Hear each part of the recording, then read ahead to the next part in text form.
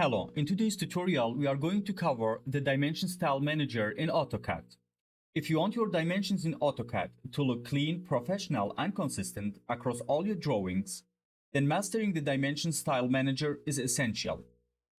Basically, in other words, the Dimension Style Manager allows us to modify how our dimensions look. We can change the extension line and dim lines color.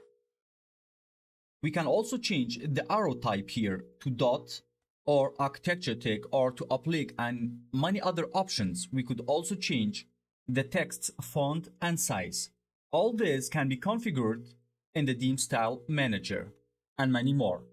Without further ado, let's dive in. To access the Dimension Style Manager, we have to type DimStyle. Hit enter and the Dimension Style Manager pops up. By default, we have two dimension styles, annotative and standard. We can modify each one of them, or for the purpose of this tutorial, let's create our own dimension style by hitting new. The first thing, we give our dimension style a name. We call it Dim01. Start with, so here we have the annotative and the standard option. We choose the standard option. All the basic settings for the standard options will get imported to Dim01 as a base setting to start with. Hit continue, and here we can start to modify our dimension style. The first tab is the lines tab. Here in the dimension lines, we can change the color of our dimension line to any preferred color. As you see, by changing it to red, our dimension line's color changes to red. Also, for line type, we can modify it to dotted or dashed. But to be honest, throughout my career, I have never seen anyone using them. But in case, you can here choose the line type or change the line type of your dimensions to any preferred line type. For line weight, if you want your dimension line to have line weight and get thicker, this option here is the one to go. What I usually do, I keep my dimension lines color, line type, and line weight, all of them by layer. So these settings will get decided later on by the layer I create for my dimensions.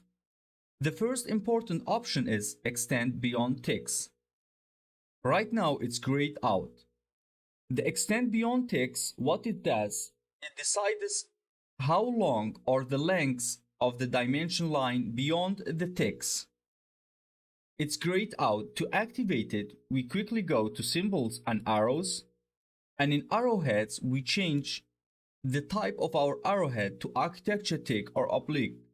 As you like, I would always like to choose architecture tick for my first and second arrowhead. For letters as well, I like to choose architecture tick. We will go back to lines and extend beyond dim lines. We can change the distance, how length it should be extended beyond the tick. 0.2 is a good value. Then let's move on to extend beyond dim lines. This option decides how long it will be extended beyond the dim line. I want to keep it constant and choose 0.2 as well. Offset from origin decides how much our extension lines will be offsetted from our drawing where we take dimensions. I would like it to be 0.2 as well. Fixed length extension line is very important.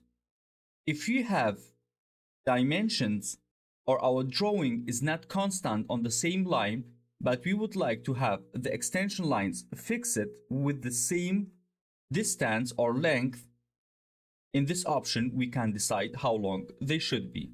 We choose 0.5 for this purpose. In extension lines, we can also change the color of our extension lines to any preferred color as you see here. We could also suppress the first extension line or the second extension line, but we better keep it as it is and also choose the extension line's color by layer.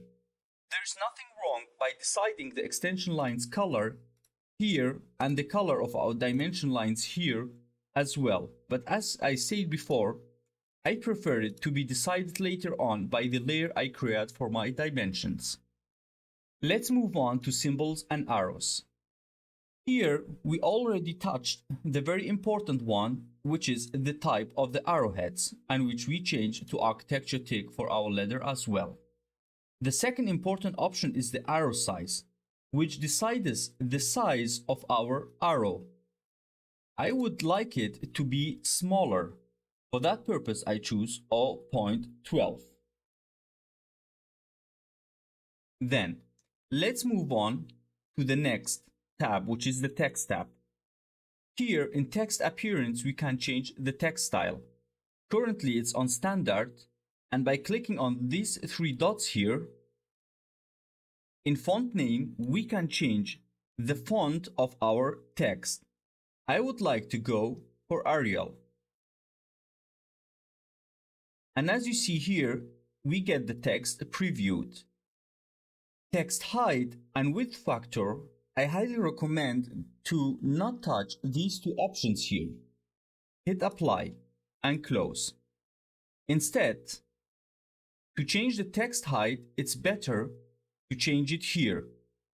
Currently, our text height, which decides the height of the text, is set to 0.18. I would like it to be 0.22. We could also change the text color for our dimensions. Again, I keep it linear. Then, the other important option in the text tab is text alignment. I would always like my text to be aligned with the dimension. Right now you see all my texts are horizontal with the horizontal option. If I change it to align it, you see my dimension gets aligned with the dimension line. In fit, the next here important option to change is sometimes you get distance like 0.1 or 0.2. Then there won't be enough space to keep the arrowheads and the text of the dimension between the extension lines. One of them has to move out or get suppressed. I would like the text always to move out as you see here, because the distance is small, our text gets moved out.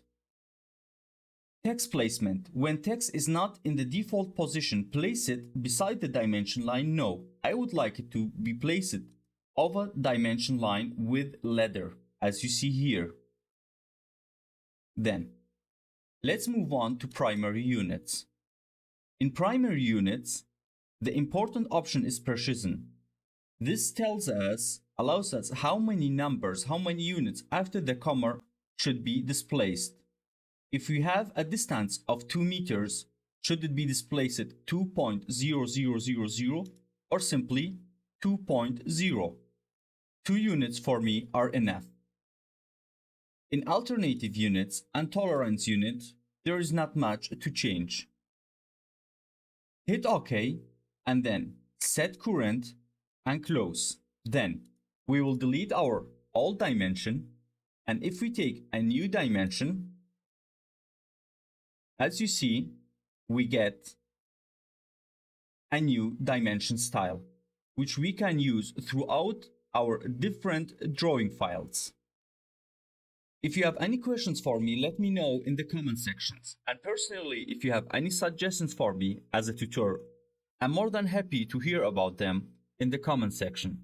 Thanks for watching and see you in our next tutorial.